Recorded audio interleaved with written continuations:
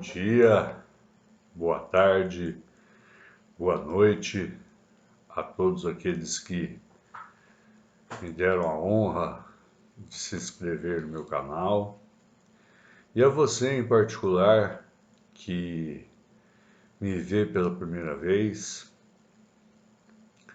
Espero que você goste da aula,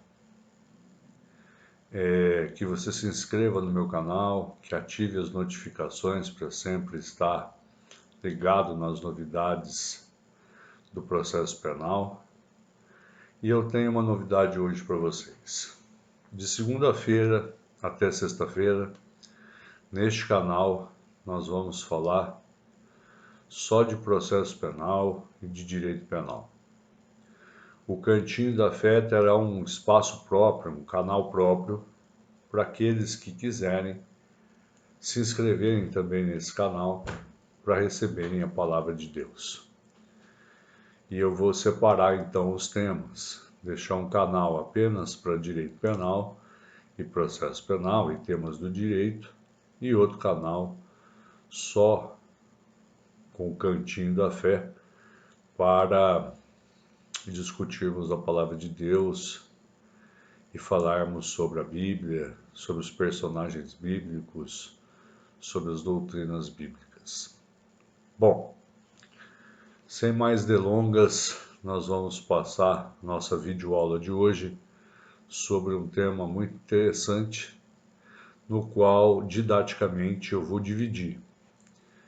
Eu vou falar hoje sobre o habeas corpus e amanhã eu vou dedicar o canal só para os casos de impetração do habeas corpus.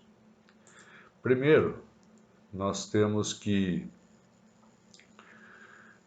lembrar que o habeas corpus está previsto na nossa Constituição Federal, no artigo 5º, inciso 68, e é um direito e uma garantia individual. E a Constituição Federal, no artigo 5º, 68, diz o seguinte: conceder-se-á habeas corpus sempre que alguém sofrer ou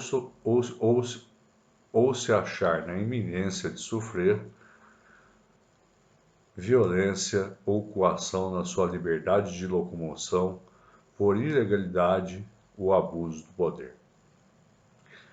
É importante dizer para vocês que hoje o Brasil ele ocupa o terceiro lugar entre os países que mais prendem pessoas, e atualmente ele tem mais de 700 mil presos. E 1/3 dessa população carcerária são de presos temporários.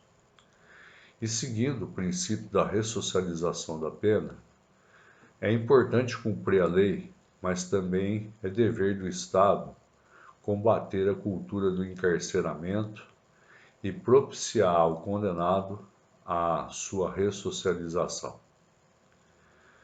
O habeas corpus é muito antigo, ele é um dos mais antigos do mundo. Ele nasce no século XIII, na Inglaterra, sendo que seus primeiros indícios foram encontrados na Carta Magna da Inglaterra de João Sem Terra, em 1215. Lá na Inglaterra, no passado, frisou-se a necessidade de se impedir que pessoas dotadas de poder político pudessem privar a liberdade de pessoas de forma irrestrita. Depois a Inglaterra criou o Habeas Corpus Act, ou seja, um ato legal que regulamentou aspectos sob medida de prisão, incluindo a possibilidade de reparar excessos e abusos no cumprimento de ordens de restrição de liberdade. No Brasil, o primeiro dispositivo legal contendo a previsão do habeas corpus foi no Código de Processo Penal de 1832, que no seu artigo 340 dizia: todo cidadão que entender que ele ou outro sofre uma prisão ou constrangimento ilegal em sua liberdade, tem direito de pedir uma ordem de habeas corpus a seu favor. O professor Fernando da Costa Tourinho Filho, no seu Código de Processo Penal Comentado, da editora Saraiva, em 2009, na página 498, ele nos ensina que o habeas corpus surgiu entre nós no Código de Processo Penal de 1832, no seu artigo 340, como eu frisei. E um dos grandes juristas do Brasil, que eu gosto muito, que é Rui Barbosa, defendia que o habeas corpus não tinha limites, podendo ser impetrado contra qualquer tipo de ilegalidade ou abuso de poder, que tivesse relação direta ou não com a liberdade de locomoção, que foi a tese que acabou prevalecendo. Daí foi admitido para a reintegração de funcionários, publicação de artigos lidos na tribuna do Congresso Nacional, etc. É importante dizer que toda prisão ilegal ela deve ser imediatamente relaxada pela autoridade judiciária, de ofício, sem provocação, quando no curso do inquérito ou do processo se verificar que alguém sofre ou está na iminência de sofrer coação ilegal. Isso está no artigo 654, parágrafo 2º do Código de Processo Penal, e que a doutrina chama de habeas corpus de ofício.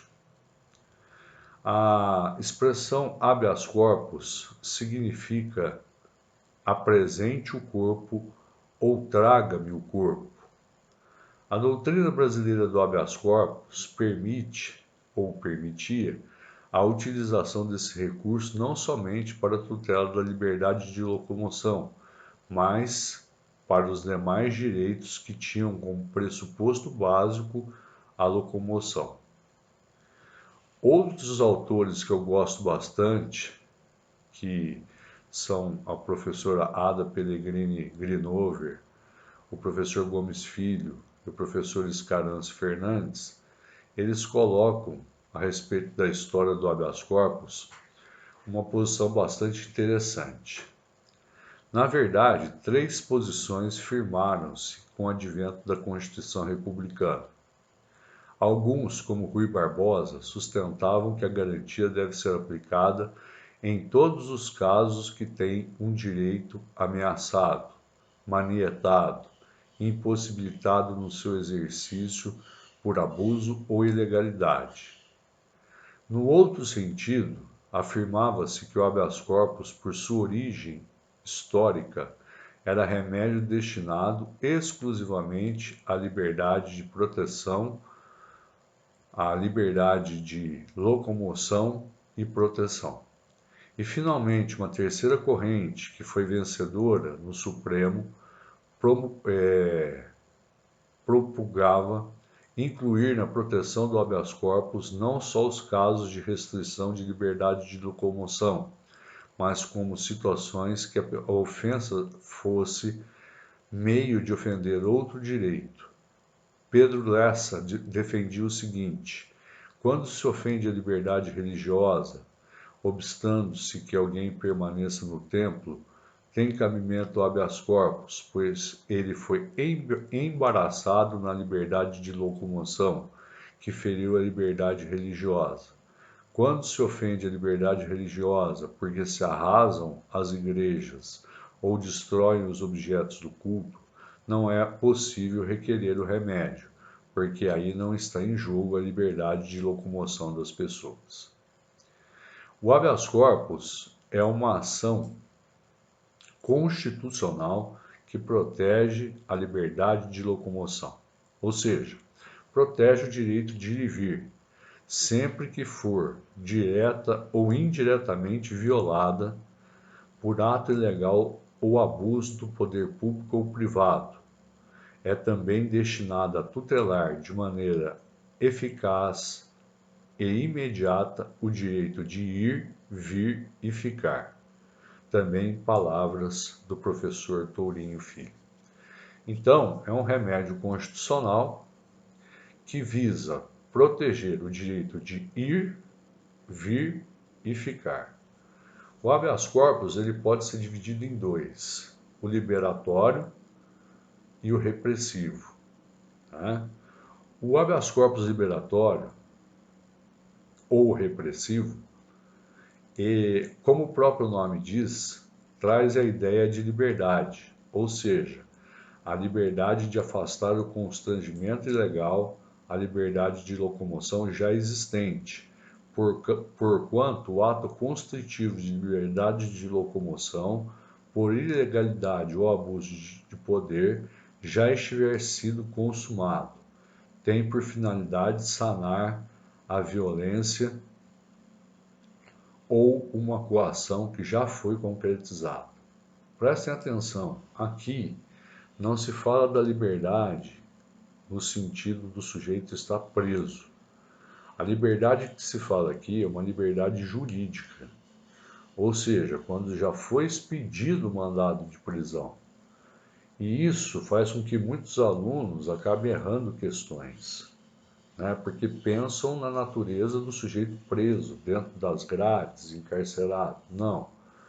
Ele perde a liberdade quando já tem contra si um mandado de prisão expedido.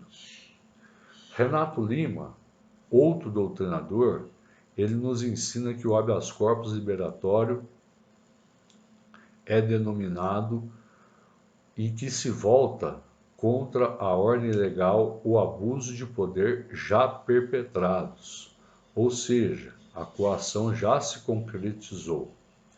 Concedida a ordem de habeas corpus, o juiz ou o tribunal devem determinar a cessação da coação e, se o paciente estiver preso, deverá ser expedido o alvará de soltura, restaurando-se o direito de ir e vir e ficar, salvo se por outro motivo o agente deva ser mantido na prisão. Se o mandado de prisão ainda não tiver sido cumprido, deve ser expedido contramandado de prisão. Aqui faço mais uma observação. Se o sujeito estiver preso, o pedido deve ser feito para a concessão do alvará de soltura.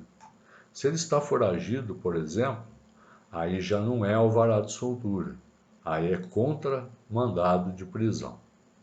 Já o habeas corpus preventivo, ele baseia-se na iminência do sujeito ser preso.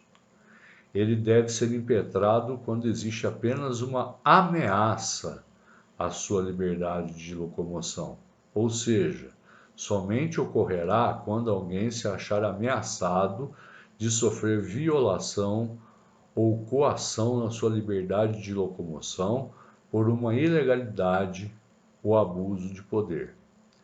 Portanto, o habeas corpus preventivo pode ser concedido quando a liberdade de alguém está ameaçada, porém não foi ainda concretizada, ou seja, quando não há um dano, mas apenas uma ameaça de dano.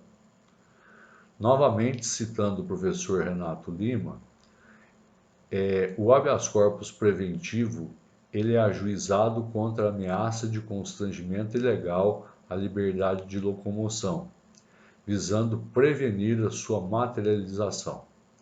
Neste caso, se profere uma ordem impeditiva da coação, que se chama salvo-conduto. Como estabelece o Código de Processo Penal, se a ordem de habeas corpus for concedida para evitar a ameaça de violência ou coação ilegal, dar-se-á ao paciente salvo-conduto assinado pelo juiz. Para que o habeas corpus preventivo seja conhecido, a ameaça de constrangimento à liberdade deve se constituir de forma objetiva, de forma iminente e plausível. Então, você deve apontar os atos concretos que possam causar direta ou indiretamente perigo à liberdade de locomoção de um paciente, num caso concreto, mas apenas hipoteticamente é inviável a utilização do habeas corpus. Então, nós temos o habeas corpus preventivo, que é no caso da iminência do sujeito ser preso, onde você vai requerer o salvo-conduto, e o habeas corpus repressivo, né? Também quando já há violência na liberdade de ir e vir. Quais são os componentes ou quais são as pessoas que vão figurar na minha petição de habeas corpus? Primeiro, o impetrante. Impetrante é aquele que postula a ordem, geralmente um advogado. Vamos nos lembrar que o habeas corpus é uma ação, então ele possui, primeiro, a possibilidade jurídica do pedido, segundo, a legitimidade, terceiro, o interesse. A primeira figura é o impetrante. A segunda figura é o paciente. Paciente é qualquer pessoa, brasileiro ou não, natural, presente no Brasil, que pode ser sujeito nesse instrumento, que poderá impetrar o habeas corpus em favor de alguém, independentemente de habilitação técnica ou não. Por ser um direito e garantia individual, né, os habeas corpus têm sido impetrados mesmo sem procuração, mesmo sem conhecimento jurídico e mesmo a favor de terceiras pessoas, dos quais os impetrantes sequer são advogados, né? A pessoa natural que sofrer violência na restrição de liberdade de locomoção em face da coação ilegal é denominado de paciente. Sempre na sua petição não se refira a nome próprio. Coloque: o paciente está sofrendo, o paciente está na iminência de sofrer, o paciente está sendo processado. Evitar a utilização de nomes próprios. O Ministério Público pode ingressar com habeas corpus? Existe uma posição que diz que o Ministério Público pode ingressar com habeas corpus, inclusive em favor do réu no processo, no qual ele figura como acusador. O habeas corpus pode ser impetrado por qualquer pessoa, pelo próprio beneficiado, tendo ou não capacidade postulatória. Fernando da Costa Tourinho Filho, ele nos ensina o seguinte: o habeas corpus pode ser impetrado por qualquer pessoa, inclusive pelo próprio beneficiário, tenha ou não capacidade postulatória. Se o paciente for analfabeto, alguém pode assiná-lo a seu roubo. Se o impetrante for um advogado ou mesmo outra pessoa sem capacidade postulacional, não haverá necessidade do paciente outorgar procuração. O Ministério Público pode impetrá-lo. Em suma, o habeas corpus pode ser impetrado pelo maior e pelo menor, pelo nacional e pelo estrangeiro. O segundo sujeito que nós temos no habeas corpus é a autoridade coatora, não é coautora. Aqui, a autoridade coatora é aquela que cerceia a liberdade do paciente ou mesmo está na iminência de cercear a liberdade do paciente. Ela é que vai figurar no polo passivo do habeas corpus. Aqui eu não vou me referir ao doutor João, doutor Pedro, doutor Joaquim. Eu vou me referir ao cargo. Aponta como autoridade coatora o excelentíssimo senhor doutor juiz de direito da vara criminal da comarca de, ou o excelentíssimo senhor doutor presidente do Tribunal de Justiça do Estado de São Paulo. Não se menciona o nome próprio. A autoridade coatora é aquela que determina, né, o ato caracterizador do abuso ou da ilegalidade, ou seja, quem deu a ordem. Poderá ser ainda de autoridades particulares, como, por exemplo, escolas, hospitais e autoridades administrativas.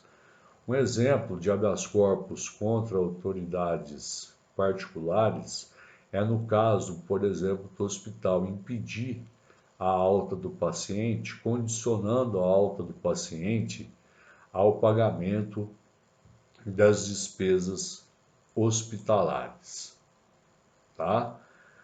Os casos de impetração de habeas corpus eu vou falar amanhã, que são os seguintes: quando não houver justa causa, quando alguém estiver preso por mais tempo que a lei determina, quem não tem, quando quem ordenar a coação não tiver competência para fazê-lo, quando houver cessado o motivo que autorização à coação, quando não for alguém admitido a prestar fiança nos casos que a lei autoriza, quando o processo for manifestamente nulo e quando for extinta a punibilidade.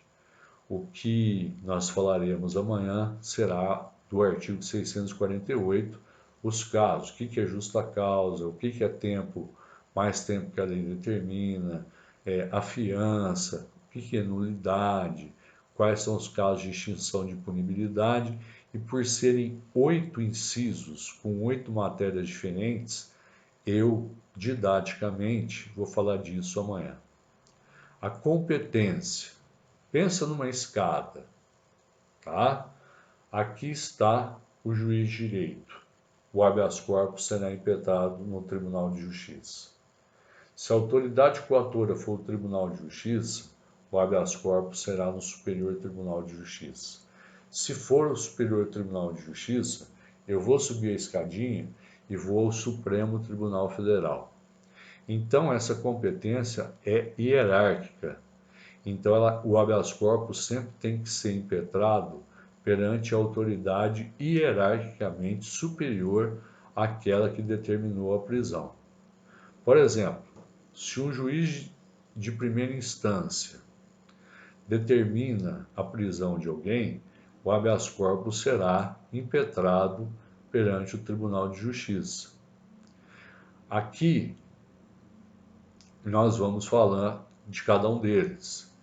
Se a competência do tribunal, quando o habeas corpus for contra um tribunal, será sempre perante o Superior Tribunal de Justiça. Nos tribunais superiores também é cabível o habeas corpus, sempre para órgãos hierarquicamente superiores. Quando a autoridade coatora for um promotor de justiça, compete ao Tribunal de Justiça, em razão da pessoa, em face dos artigos 96, inciso 3º e 25, parágrafo 1º da Constituição Federal, processar e julgar o habeas corpus contra ato ilegal imputado a promotor de justiça, conforme entendimento pacífico do pretório excelso. Se a coação for de membro do Ministério Público Federal, que atua perante a primeira instância, a competência será do Tribunal Regional Federal. Professor, cabe habeas corpus contra ato de juízo no juizado especial criminal? A resposta é positiva, né? Compete aos tribunais de justiça processar e julgar as ações de habeas corpus contra atos de juízes especiais nos juizados criminais, uma vez que o artigo 98, inciso 1º da Constituição Federal prevê a possibilidade de recurso pelas turmas de juízes de primeiro grau, que exclui a competência à ação autônoma de habeas corpus. Depois do trânsito em julgado, é cabível o habeas corpus? Sim, quando houver uma nulidade absoluta. E aqui amanhã eu vou falar quando utilizar a revisão criminal e quando utilizar o habeas corpus. Mas já adiantando, a nulidade absoluta é aquela nulidade que fere texto constitucional. Ela é insanável, ela pode ser alegada em qualquer tempo e grau de jurisdição, por simples petição, e ela tem como característica a insanabilidade. A interposição de recurso adequado é perfeitamente compatível com a impetração de habeas corpus para conferir efeito suspensivo ao recurso, ou seja, para evitar danos à liberdade de locomoção em razão da demora e apreciação de julgamento de recurso. Aqui é interessante, suponhamos que alguém tenha sido condenado injustamente, transitado em julgado, e existem novas provas da inocência do acusado. Ele pode ingressar com a revisão criminal para pretender discutir essas provas falsas e, para aguardar o julgamento da revisão criminal, ele pode impetrar o habeas corpus para que ele aguarde em liberdade o julgamento do seu pedido de revisão criminal. Por exemplo, se no recurso de apelação se determina a prisão, ele pode ingressar com o recurso de apelação para discutir as matérias do processo e o recurso de habeas corpus para que ele aguarde o julgamento do recurso de apelação em liberdade. Né? O habeas corpus, é importante dizer que, mais uma vez, é uma ação, é um direito e garantia individual. Pode ser requerido por qualquer pessoa em favor de quem quer que seja, pelo Ministério Público em favor do acusado, é basicamente uma ação popular. A legitimidade para impetrar é bastante ampla. Ela é impetrada contra a autoridade pública ou privada pelo ato ilegal de juiz, do tribunal, do Ministério Público, de determinação ou na iminência de determinação de coação na sua liberdade de ir e vir. Quais são os recursos cabíveis no habeas corpus? Primeiro, cai muito isso em exame de ordem em concurso. Primeiro, recurso em sentido estrito contra a decisão do juiz singular que denega ou concede habeas corpus. Olhem o artigo 581, inciso 10 do Código de Processo Penal. Tá? Embora o Código preveja o reexame necessário da decisão que concede habeas corpus, também, se o Ministério Público não se conformar com essa decisão que concede o habeas corpus, ele pode ingressar com o recurso em sentido estrito. Também nós temos a questão de você poder impetrar o habeas corpus na instância superior, apontando como autoridade coatora a autoridade de primeira instância que denegou o pedido de habeas corpus. É interessante dizer que nós temos que definir. Quando nós estamos no Tribunal de Justiça, no STJ ou no Supremo Tribunal Federal, nós temos que olhar a Constituição Federal. E quando há sentença denegatória de habeas corpus ou mandado de segurança nos tribunais superiores, lembrem-se que cabe o recurso ordinário constitucional. Então, na primeira instância, o recurso em sentido estrito, do tribunal para cima, o recurso ordinário constitucional. O habeas corpus ele pode, primeiro, conceder a ordem, ele pode anular o processo e ele pode denegar a ordem ou ele pode julgar prejudicado o pedido.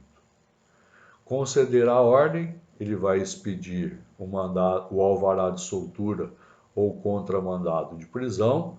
Denegar a ordem, ele vai denegar o pedido de habeas corpus, ou seja, daí você vai ter que manejar o recurso em sentido estrito ou novo habeas corpus, ou recurso ordinário constitucional ou novo habeas corpus. Ele pode conceder parcialmente a ordem e ele pode julgar prejudicado o pedido, quando, por exemplo, a decisão que determinou a prisão do condenado, ela já não existe mais. O Ministério Público também pode interpor recurso ordinário em favor do acusado. Né?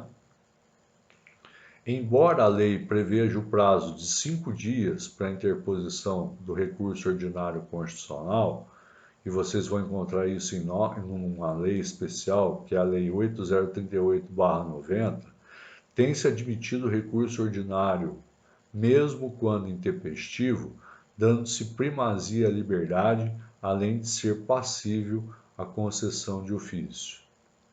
Como não há necessidade de capacidade postulatória para requerer habeas corpus, também não se faz isso para recorrer. Afinal, quem pode o mais, que é o pedir o habeas corpus, há de poder o menos, que é reiterar o pedido. Mas o tema, ele é controvertido. Então eu espero que vocês tenham entendido as linhas gerais do habeas corpus e amanhã nós vamos falar sobre as hipóteses, né, de concessão do habeas corpus, que estão no artigo 648. O que é justa causa? O que é alguém preso por mais tempo que a lei determina? Quem ordenar a competência não tiver competência para fazê-lo? Quando tiver cessado o motivo que autorizou a coação? Quando alguém não for admitido a prestar fiança? Quando o processo for manifestamente nulo? E quando estiver extinta a punibilidade. Então eu espero que vocês entendam o que é o habeas corpus, as suas modalidades, que é o habeas corpus preventivo e o habeas corpus repressivo, que o habeas corpus é uma ação, que o habeas corpus nunca pode ser impetrado no mesmo grau de jurisdição que a autoridade coatora, que os recursos são recurso em sentido estrito em primeira instância, que o recurso ordinário constitucional em segunda instância, que a competência sempre é de órgão hierarquicamente superior e que nós temos que observar as situações, que é uma ação constitucionalmente prevista, um direito de garantia constitucional, a pessoa não precisa ser advogado para ingressar com habeas corpus, não precisa de procuração, mas é sempre interessante lembrarmos que nós temos o endereçamento sempre para a autoridade superior, de preferência, e é o caso de sempre ser o presidente. O habeas corpus também, ele prevê a concessão de liminar, ou seja, você pode pedir liminar no pedido de habeas corpus para que o acusado possa aguardar o julgamento do habeas corpus em liberdade, desde que previstos o periculum in mora e o fumo boniuris. Não se esqueça de colocar pedido de habeas corpus com pedido de liminar, ou ordem de habeas corpus com pedido de liminar. E no pedido, primeiro, A, requer a concessão da liminar, B, o pedido principal. Lembrar que contra o promotor de justiça cabe o habeas corpus, há possibilidade de interposição de habeas corpus nos juizados especiais e principalmente os recursos, né? O recurso em sentido estrito, ou um novo habeas corpus e o recurso ordinário constitucional para o STJ e para o STF, quando o habeas corpus foi impetrado nas instâncias superiores. Então, são essas as considerações que eu faço sobre o habeas corpus e aguardo vocês amanhã para que nós falamos mais detalhadamente sobre as hipóteses de cabimento de habeas corpus. Um grande abraço, beijo no coração de cada um de vocês.